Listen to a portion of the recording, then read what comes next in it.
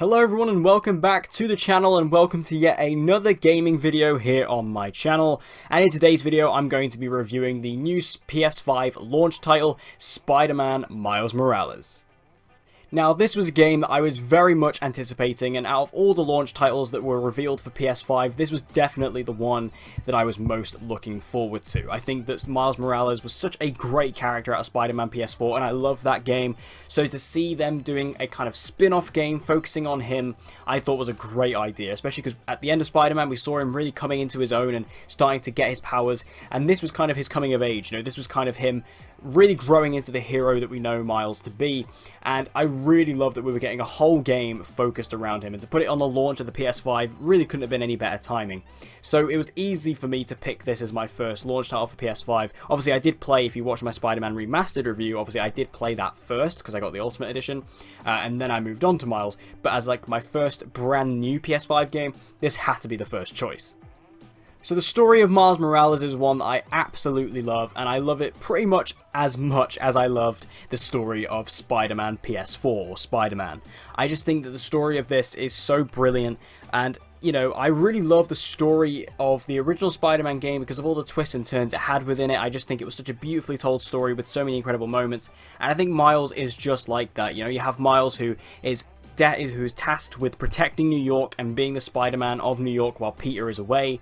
And with that we have this new kind of uprising of this new group called the Underground, and also this other group which obviously Marvel fans know as Roxxon, also rising up in the city, and there's kind of this war going on between the two. And with that you have a new villain in the form of the Tinkerer, who's also making a ruckus in New York, and Miles has to deal with it all while also trying to come to grips with being a hero and having his own power, and of course with great power comes great responsibility and all that, blah blah blah blah blah.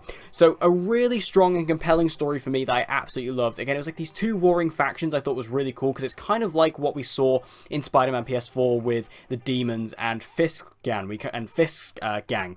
That's a really difficult thing to say.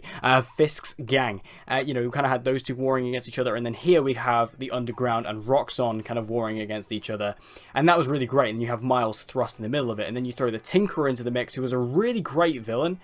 It just adds a lot more depth to the story overall. Again, there are no spoilers in this video, but when they announced the Tinkerer was the villain, I was kind of like, okay, interesting choice, and also a kind of smart choice, given the fact that Miles is going to be, a smaller hero at this point and coming to his own powers and stuff like that. You kind of want a smaller scale villain, but what they did with the Tinkerer in this game absolutely blew my mind, and it actually made the Tinkerer up there with Martin Lee and Otto as like one of the most interesting villains in this universe now, because what they did with the Tinkerer, obviously it was announced, if you saw the gameplay demo from the PlayStation reveal event for PS5, you'll know that this is actually gender swap, so this is actually a female version of the Tinkerer.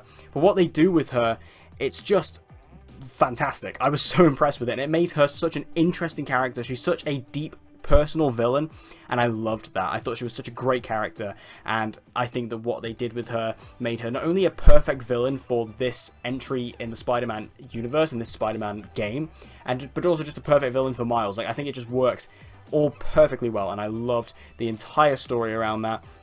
I mean, I've seen a lot of people complain that the story isn't quite as strong as what the Spider-Man PS4 story was. I completely disagree. Like, I think that this story is equally as good, and I think that it really shows what Insomniac can do on a storytelling level with the Spider-Man universe and these Spider-Man characters, because the way that Miles interacts with people, it's very different to what we see with Peter. Like, he's so personal with his family, he's got such a strong connection with them, he's got such a strong connection with New York and the city, and, particularly the area that he's from, and I really love that. And it does have a different vibe, it has a different style to Spider-Man. Like, Spider-Man kind of has this very heroic kind of overtone over the whole thing, whereas Miles is a lot more chill, really. It kind of has a lot more of a relaxed vibe to it, even though there's a lot going on. And again, it's just tonally they're different, and I just think that this game, while it feels very much similar to Spider-Man PS4 in a good way, it also is able to separate itself by doing its own thing, and that I absolutely loved, and a lot of that comes through the story. So for me, the story was just a truly fantastic thing that I had such a blast going through. Now, the gameplay for Miles Morales is pretty equal to what we saw in Spider-Man PS4. Of course, this is the same engine and stuff like that, and it is very much the same game in terms of a gameplay perspective. But what I will say is I actually think the gameplay is enhanced in Miles Morales and actually is a bit better. If you saw my review in Spider-Man for Spider-Man Remastered, you'll know I'm not a huge fan of the combat in that game, and while I'm still not a huge lover of it, it is a bit better in Miles Morales, and I think a lot of that comes down to the fact that Miles has two unique powers that Peter doesn't have. One of them being the Venom Strike, which is just a huge new addition into this game that not only you can use in combat but also in environmental puzzles and stuff like that. And the Venom powers are endlessly entertaining to use. It's very powerful, and it's just a it's perfectly woven into his combat moves that it just makes it such a seamless thing to use, you know? I absolutely loved the Venom Strike. I think it was so well implemented, and again, it just makes Miles feel different to Peter gameplay wise, because even though his combat is very similar and his moves at how he fights is quite similar, you do have the Venom Strike, which is a big differentiation between him and Peter. Now, on the flip side, the other big problem I had with Spider-Man PS4 originally was the stealth. I don't really feel like the stealth was particularly amazing, and here the stealth is enhanced as well, as Miles also has the power of invisibility. He can actually cloak himself for a short period of time, and that was really great, because what I love about this game and its stealth mechanics is how it fixes the problem that Spider-Man had, where in Spider-Man PS4, if you got caught in a stealth section, you couldn't really come back from it. Like, you had to just fight your way out.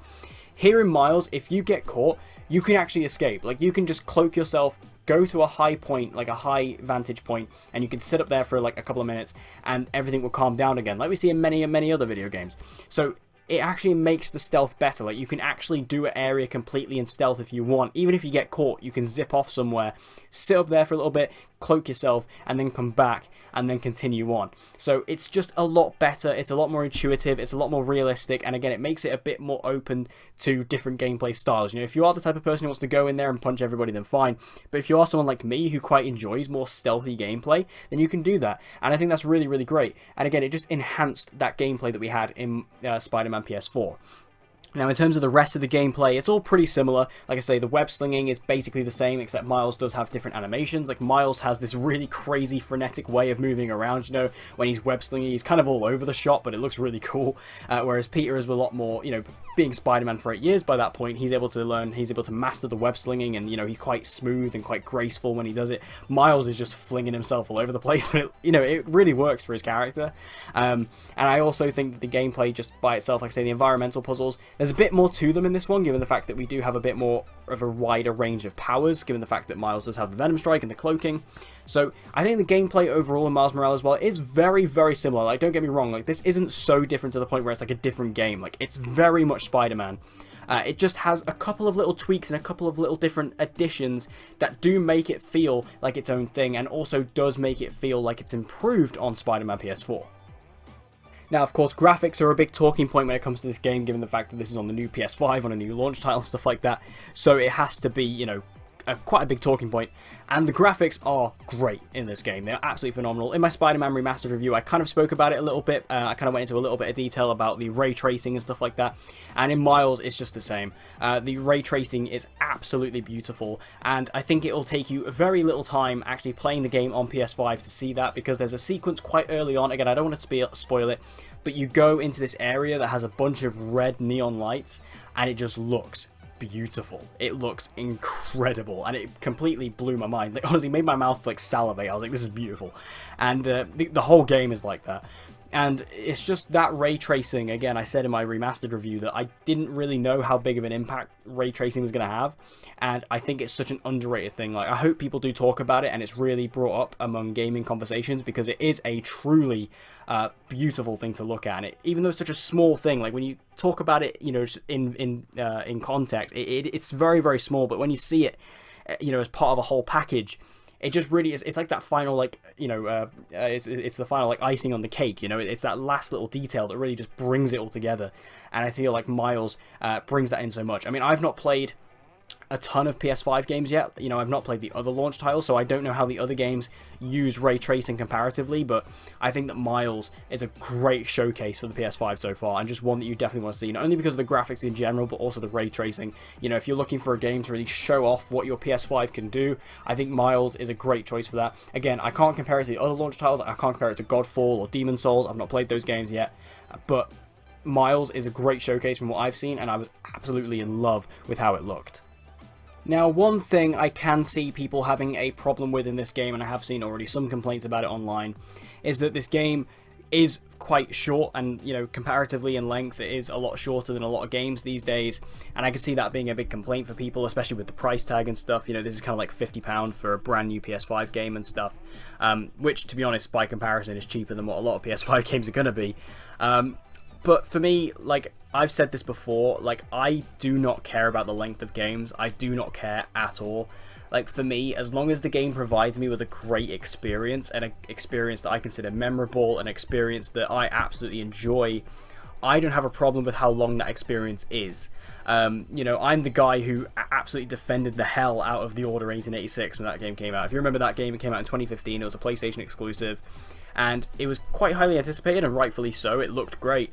And in my opinion, that game was phenomenal, but I feel like that game was completely slaughtered by the reviews because of how short it was. It was only about 5-6 hours. But it didn't take away from how great that game was, and I will defend that game to the day I die. And to be honest, it's probably in like my top 20 games of all time. Like, if I did a top 20 list, it would probably make it into that. I love that game. So for me, Miles Morales being short isn't an issue.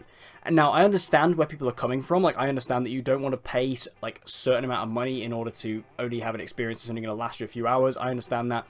But I don't really look at it that way. I more look at it in a sense that how good is it? Like, how good is the game? And for me, I loved it. I thought it was such a great experience. So for me, the value of it, and, you know, how long it took me to beat it, only took me a couple of days, 2 or 3 days to beat it, you know, playing it, you know, when I wasn't in work. And I just had a blast with it. I loved it. I just don't really feel like the value of it really takes away. I think it's just such a great experience that I didn't care how short it was. And to me, it didn't feel immensely short. Like, it is shorter than, you know, the likes of Spider-Man PS4 itself. And, you know, in regards to other games that are out on the PS5 right now, it's definitely shorter than a lot of those. But it doesn't take away from the fact that this game's still great. And I think that the length, it is going to annoy some people. Some people may not see value in it. And if you don't, that's fine. Like, if you want to wait for a price drop to play this game, it's completely understandable. I completely get it. But I'm just saying, for me personally, I don't really care about that stuff. And I just absolutely loved what this experience gave me. So overall, Spider-Man Miles Morales was such a fantastic launch title for the PS5, and I think it's such a great sequel to Spider-Man, even though this isn't like a full sequel. Like, we will get a sequel from Insomniac for Spider-Man, I'm sure. You know, this was still a great little follow-up game that I had an absolute blast with. Again, I love Miles as a character. I think he's so great, and in this he really came into his own. Rather than just being, you know, this little side character who was in Spider-Man PS4, he really became into his own character in this game, and it has such a beautiful story, a fantastic villain, great gameplay that's further enhanced by this game itself. You know, it really builds on the previous game, and like I say, even though it is short, I think it's such a great experience overall, and I think everyone can enjoy it and everyone can get on board with this game. So for me, Miles Morales was a fantastic experience and I loved it. But what do you guys think about this game? Actually, let me know your thoughts in the comments down below. I'm very interested to hear your thoughts on Miles. You know, what did you think of the story? What did you think of the gameplay? Whatever you think, whatever your thoughts are, let me know in the comments down below. And as always, if you want to see more gaming content like this, be sure to subscribe and hit that notification bell so you don't miss any uploads from me. And hope to see you guys again next time.